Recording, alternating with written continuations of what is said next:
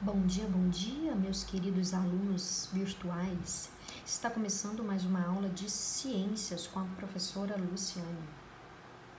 E o tema de hoje é movimentos da Terra.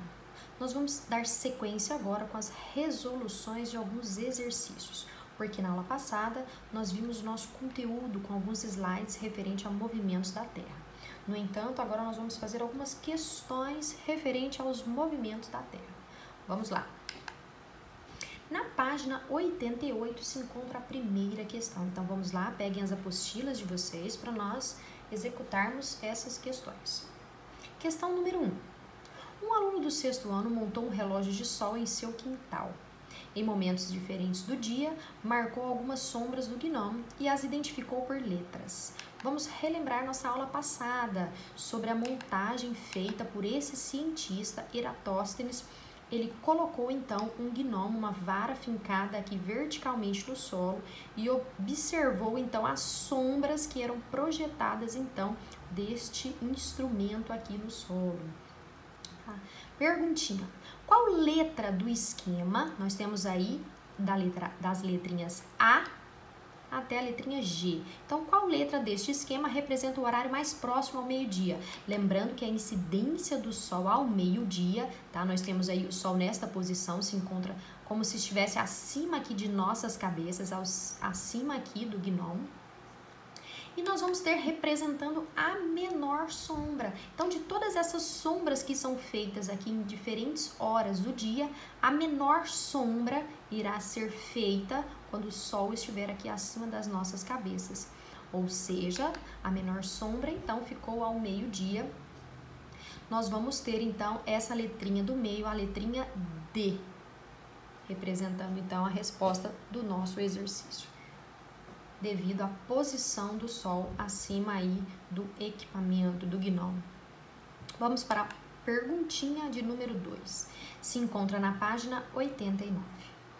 Analise a imagem a seguir. Nós temos na imagem, então, um navio e ele vai diminuindo de tamanho. Vamos ver.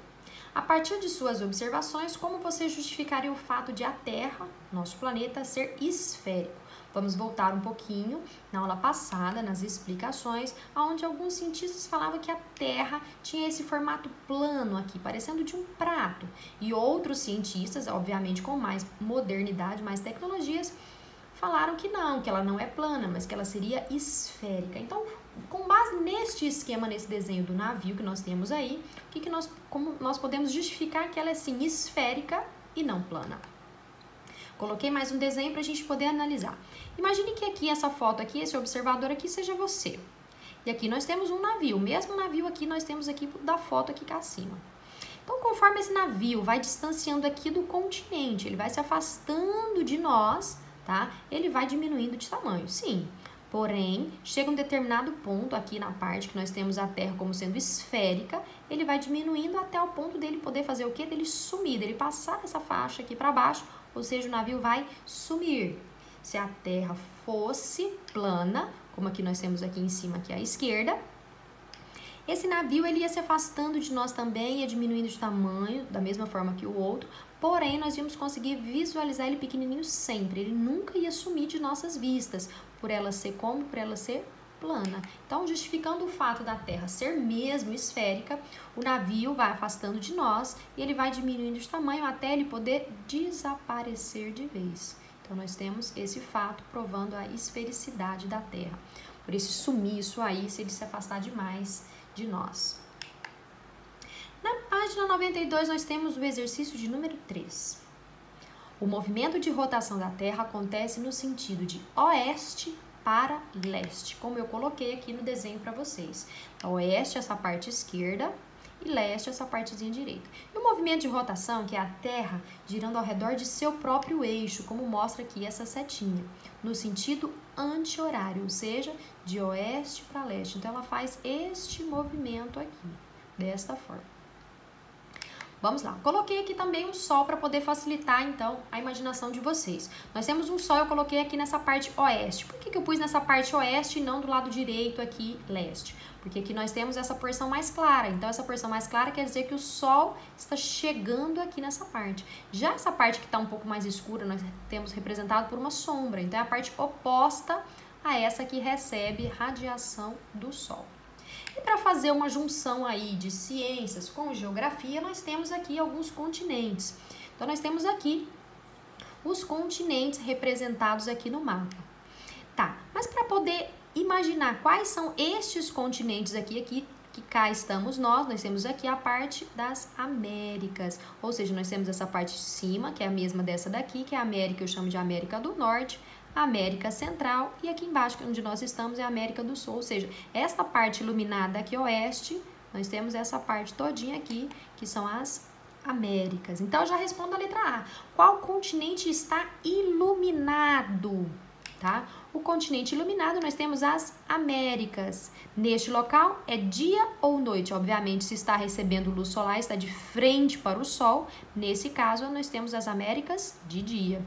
E os outros continentes? Obviamente, eles estão do lado de cá, na porção oposta à luz do sol.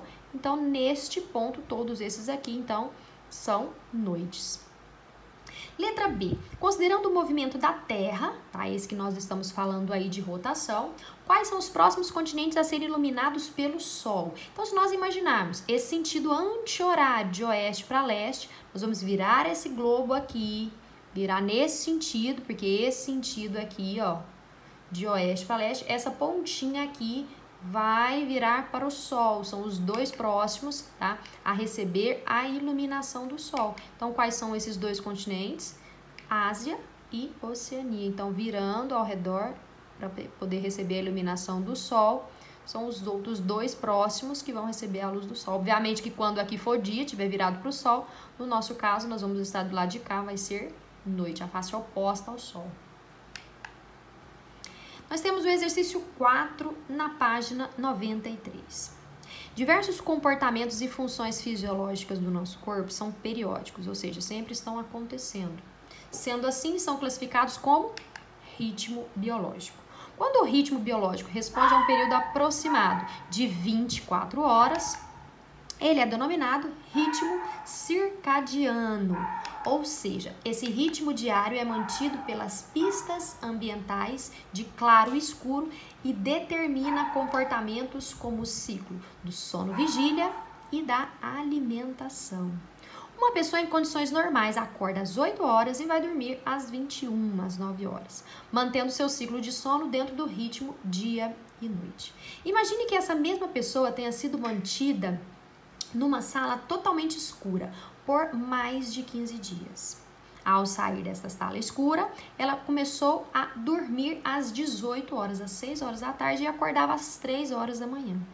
Além disso, dormia mais vezes durante o dia, por curtos períodos de tempo. E havia perdido a noção da contagem dos dias, pois quando saiu, ela achou que havia passado muito mais tempo no escuro, não só aqueles 15 dias. Em função das características observadas, conclui-se que a pessoa... Vamos lá. Vamos marcar a questão correta. Letra A. Depois que ela saiu, depois dos 15 dias. Apresentou essa pessoa um aumento do seu período de sono contínuo? Sim. E passou a dormir durante o dia? Também, algumas horinhas de sono. Pois seu ritmo biológico foi alterado apenas no período noturno? Não. Foi alterado durante todas as suas horas, tá? Durante o dia. Foi alterada essas 24 horas, tá? Ela perdeu um pouquinho a noção aí. E isso quer dizer que o ritmo biológico, nós temos o sol influenciando, então, nas nossas atividades. Seja na parte de sono, na parte de alimentação. Então, altera não só a parte da noite, vai alterar todo o seu dia. Letra B. Apresentou pouca alteração no ritmo circadiano? Não, foi uma alteração muito grande. Ao longo do seu dia todo, ele teve muita alteração. Sendo que sua noção de tempo foi alterada somente pela falta de atenção, a passagem do tempo? Não, altera todas as suas atividades mesmo aí durante esse período de 24 horas. Não foi uma simples falta de atenção dele, não. É o sol alterando as suas atividades mesmo. Letra C. Estava com seu ritmo já alterado antes de entrar na sala escura, de forma nenhuma. Ele foi alterado quando o seu corpo ficou aí sem esses 15 dias aí sem o sol. O que significa que apenas progrediu para o estado mais avançado. Não. Ele teve, então, o seu ritmo alterado depois que ele saiu e não antes dele entrar na sala. Na letra D, teve seu ritmo biológico alterado devido à falta, à ausência de luz? Sim. E de contato com o mundo externo? Sim, porque faltou, então, a luz do dia influenciando nas suas atividades. No qual a noção do tempo de um dia é modulada pela presença ou ausência de sol. Então, sim, o sol influenciando, então, nas suas atividades aí de 24 horas. Vamos ver o erro da letra E. Deveria não ter apresentado nenhuma mudança? Não, ele vai apresentar sim. Se ele ficar 15 dias sem a luz do sol, ele vai apresentar mudanças tanto na parte do sono quanto a parte de alimentação, em todo o seu regime metabólico.